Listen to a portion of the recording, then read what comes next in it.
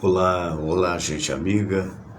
Chegamos ao momento daquela palavra amiga, ainda usando o mesmo título que usava no rádio lá nos anos 80, né? Ah, mas Fernando tem muitas palavras amigas. Tem, evidentemente, e sempre é bem-vinda uma palavra amiga. Quem é o Fernando Sérgio? Fernando Sérgio, para aqueles que conhecem, é um radialista, jornalista, fui ator durante um certo tempo, né? Radioator, por que não dizer também, e que publiquei alguns livros e consegui algumas realizações na vida de comunicação. Mas eu não estou aqui para falar de mim mesmo. O que eu falo é o testemunho da minha vida como espírita, como espiritualista, se você preferir. Eu sempre digo que espírita porque a minha orientação toda vem dos livros de Kardec, né? E na realidade eu andei estudando a respeito de outras espiritualidades também. Eu acho muito simpática a palavra espiritualista, que ela pode indicar todas as pessoas que têm alguma religiosidade ou não. Mas como é que é isso? É verdade. Um abraço para o Luiz Henrique Oliveira, bom dia, Luiz. Um abraço para também o Luiz Antônio Guimarães, bom dia, Guimarães. Um abraço para você, obrigado pelo carinho da audiência. Para a Adélia Patrícia, nossa amiga querida, uma senhora muito bonita. A Marisa Tavares, o Zé Augusto Salgado. E também um abraço para o Eros Mário Cordeiro, além de Lucinelli Gomes. Então, o que eu estava dizendo para você, basicamente é isso. Espiritualista é todo aquele que acredita na vida após a morte, aquele que acredita na espiritualidade, não importa como. Nesse particular, então, eles se assemelham, né? Então, por exemplo, o hindu que acredita na sobrevivência da alma, ele é um espiritualista. O evangélico, nas suas mais variadas denominações, é também um espiritualista. Já o católico, idem, também é, e o espírita, idem, também é. Agora, a palavra espírita, ela foi criada por Allan Kardec, na verdade um grande cientista francês, cujo nome verdadeiro, né, não o pseudônimo Allan Kardec, era Denisard Rivail, Leon Denisard Rivail. E era um homem de muita pesquisa, um homem que no início da pesquisa dele não acreditava em nada. E foi testemunhar o fenômeno das mesas girantes, né? Onde as pessoas botavam um copo na mesa, você já deve ter ouvido falar, ao lado de um abecedário em círculo ou no centro, e as pessoas faziam perguntas: existe vida após a morte? Aí sim, existe. O copo andava sem que a mão tocasse o copo, mas as mãos estavam ali para jogar energia, provando que, na verdade, existe energia que emana da gente, tanto a positiva quanto, eventualmente, a negativa, se a pessoa não for das melhores, digamos assim. E aí nasceu toda a história do espiritismo. Mas vamos então responder ao Sérgio Braga. Ele é morador de Cascadura e ele diz o seguinte: Fernando, me diz uma coisa, o que é mais importante na sua opinião? A prece ou a oração? E a prece escrita, até que ponto é importante? Olha, depende, né? Depende. A oração eu sempre atribuo aquela coisa espontânea, embora você possa chamar o Pai Nosso de uma oração, né? Mas é espontâneo, quer dizer, o ideal seria chamá-la de espontânea, não a prece em si, mas o Pai Nosso, né? A partir de Jesus. No momento em que Jesus cita o Pai Nosso e nos ensina, e todos começam também a rezar, deixa de ter espontaneidade. Então imagina que você vai pensar no Pai Nosso como reflexão, né? Pai nosso que estás nos céus, quer dizer, onde está? Está em algum lugar que nós eventualmente imaginamos que esteja. Isso é a chamada reflexão oriunda da prece. Então, nesse particular é legal. O grande problema da prece pronta é que você acaba se automatizando. Então você tem um refrigério, que eu vou ter agora para tirar essa camisa, que estava frio, e agora pelo menos aqui que eu fechei o estúdio, está calor, e eu não liguei o ar-condicionado, que é para não fazer barulho. Então vocês me dão licença, eu vou ficar com uma camiseta só, porque está me atrapalhando, a gente sente mal-estar. Muito bem, então, como eu dizia, realmente que você para pensar e diz assim, então nesse particular, a prece íntima, espontânea, penso ela tem mais valor do que a prece pronta. A prece pronta você deve parar, pensar nela exatamente como aquilo que ela indica e raciocinar. Mas como ela está pronta, e tem gente que repete ela várias vezes, né? Então, do meu entendimento, ela traz algum tipo de energia para a mente subconsciente, sim. Ela traz algum tipo de energia boa, porque as palavras são boas. Mas eu acho que a prece espontânea, ela pode ter maior valor.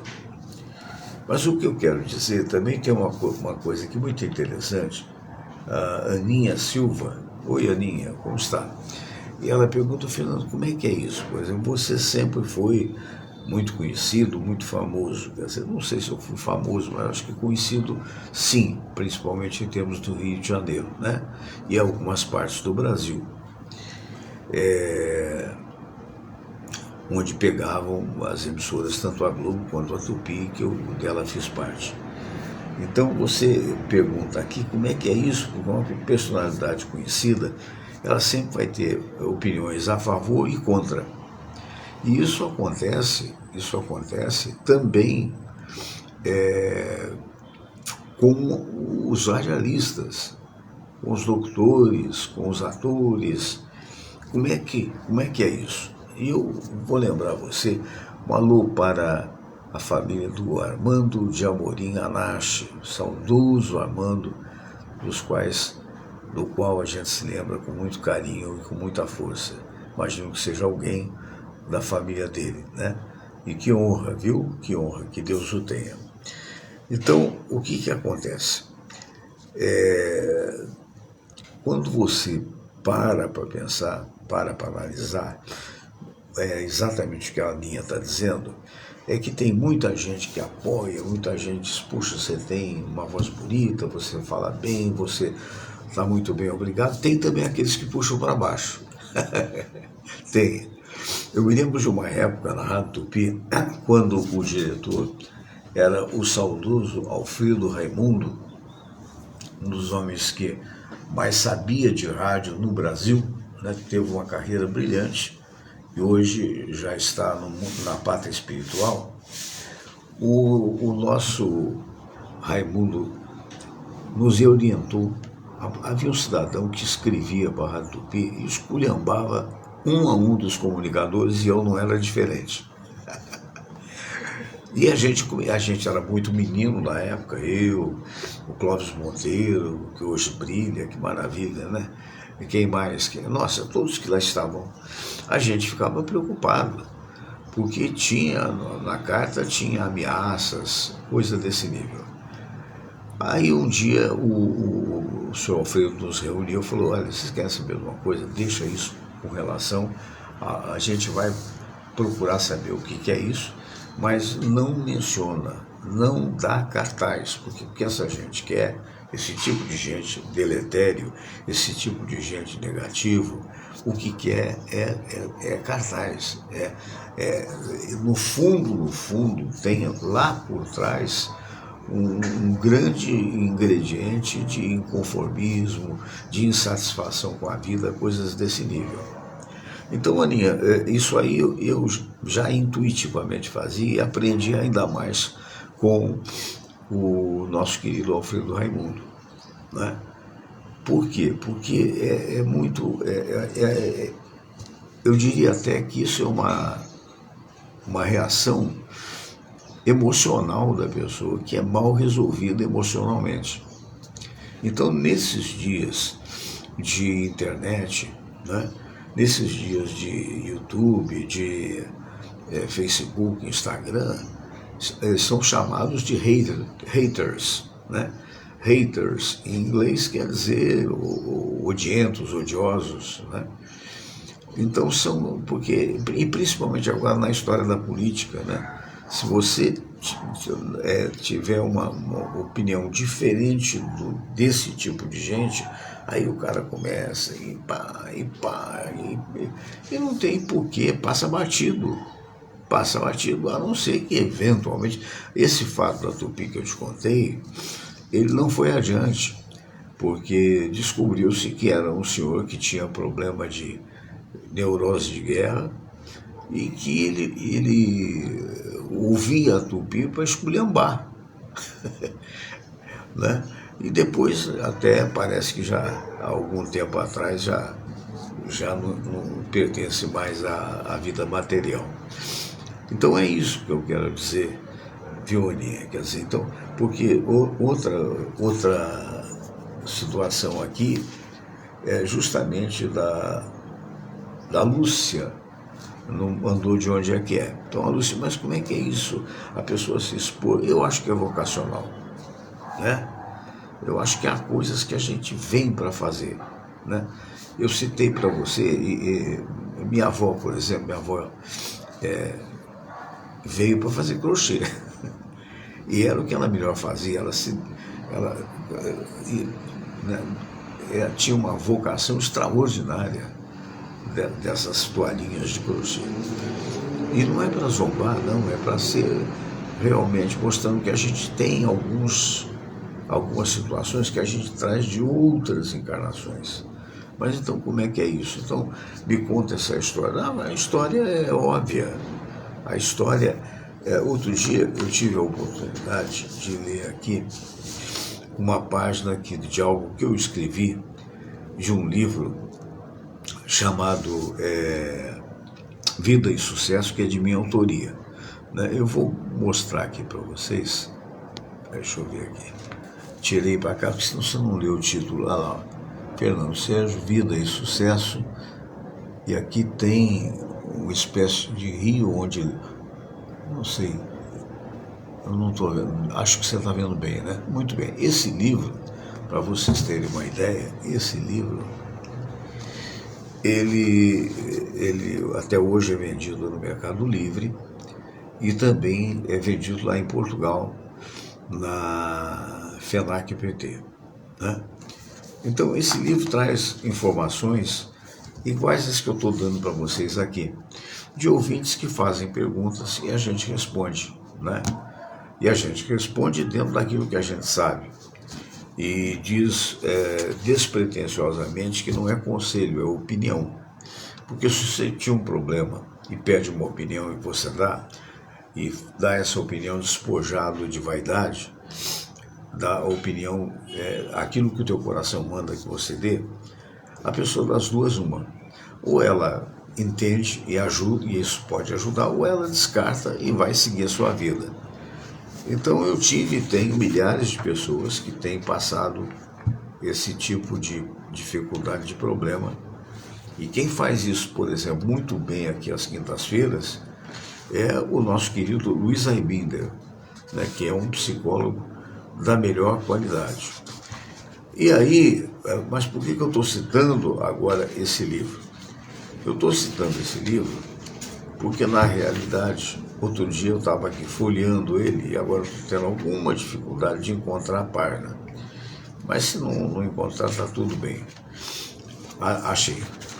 Então eu estava folheando ele e até cheguei a ler metade desse texto que você se surpreende, porque na vida é assim, a vida ela nos orienta, né?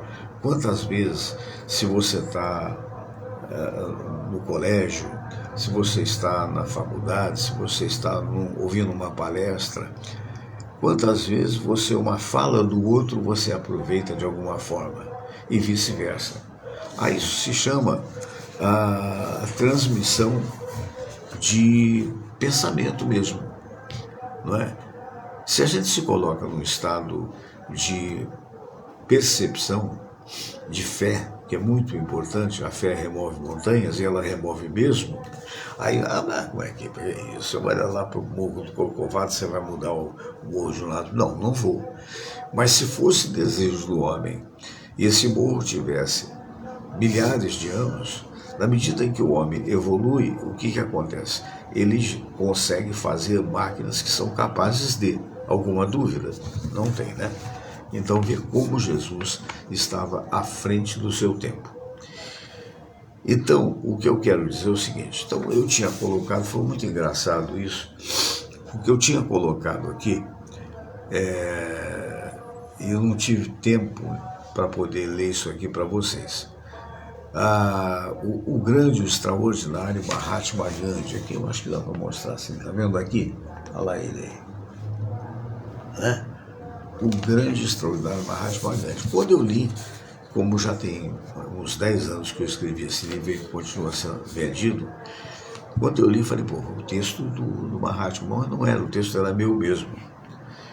Então, o que eu fosse algo que não é extenso, 2 ou 3 minutos de texto, mas que deve ser lido com o coração, né? Como é que é isso, ler com o coração? Isso é o princípio da locução, né? A pessoa pode ler um texto sem o menor, pode ler até bem, mas na verdade, se não tiver visceralmente comprometida com o texto, não terá a mesma valia daquele que se compromete. Então, eu coloquei um artigo meu que diz assim, no final desse livro: o fundamentalista fanático, o lamentável fundamentalista fanático. Aqui a iluminação não está nessas coisas, eu esqueci de trazer a luminária, peço desculpas a vocês. Então, o fundamentalista fanático é aquele que só tem um fundamento, seja agnóstico, que não crê, cristão, muçulmano, judeu, etc. e tal. Ele pensa que só ele é o dono da verdade. Em geral, são pessoas que têm a chamada cultura de almanaque, que no caso, repito, tem o tal almanaque, é um livro só. Não que tenham lido um livro só durante a vida, não. Mas os demais livros sagrados ou não, somente são olhados com desprezo para serem combatidos. O tal do fundamentalista, não raro, se expressa bem e age mal. Desagregador e por se achar pertencente a um grupo que sabe a verdade, entre aspas, quer impor essa verdade aos demais. E se isso não conseguir, deita a falação do único livro que realmente pensa saber e tome de textos decorados, até porque de si próprio pouco tem de raciocínio e muito menos de pesquisa. São esses fundamentalistas que, à época do cardeal Richelieu, causaram tantas mortes na fogueira da Inquisição pretensamente cristã. Não era, porque na verdade matava as pessoas. São os mesmos fundamentalistas que ainda hoje causam o terrorismo dos homens-bomba, injustamente atribuído a todos os muçulmanos, uma vez que somente os fundamentalistas são capazes de tais loucuras. Vou botar o óculos aqui, que fica um pouquinho melhor para ler, porque a iluminação está fraca. São esses fundamentalistas que, a pretexto da pregação do amor, não se conformam com os que lhes são diferentes e, na falta de argumento, acenam com o fogo do inferno, enquanto esperam ansiosamente pela ação de um Deus que, para eles, além de déspota, é vingativo. São tão limitados que não percebem que Deus, em qualquer religião, é tido como onisciente, ou seja, sabe tudo. E que justamente por Deus saber tudo, esse Deus minúsculo já saberia, do ponto de vista deles, desde os primórdios, aqueles que dentre nós estariam salvos e aqueles que estariam perdidos. E mesmo assim, esse Deus déspota poria todos numa só vida, disputando quase a tapa pouco menos de 100 anos na glória ou a danação eterna e suprema crueldade divina, sem saberem que já estariam previamente absolvidos ou condenados. Quer dizer, o homem não sabe tudo? Sabe tudo. Então você saberia desde a eternidade aqueles que estariam salvos e aqueles que não estariam. Por causa desses fundamentalistas absolutamente equivocados em todas as religiões, é que historicamente tem acontecido tanta descrença, tantos crimes e até guerras, bastando ver como exemplo a perseguição do Hitler aos judeus e agora dos judeus aos palestinos. Ainda bem que em todas as religiões cristãs e não cristãs aumentaram cada vez mais o sentimento de respeito mútuo às diferenças e a certeza de que amar o próximo como a si mesmo não é conflitar, mas convergir. Nesse particular, uma pena que, do ponto de vista nós que estamos na Terra, que tenha falecido o Papa Francisco, né? Porque, na verdade, foi sim um homem à frente do seu tempo.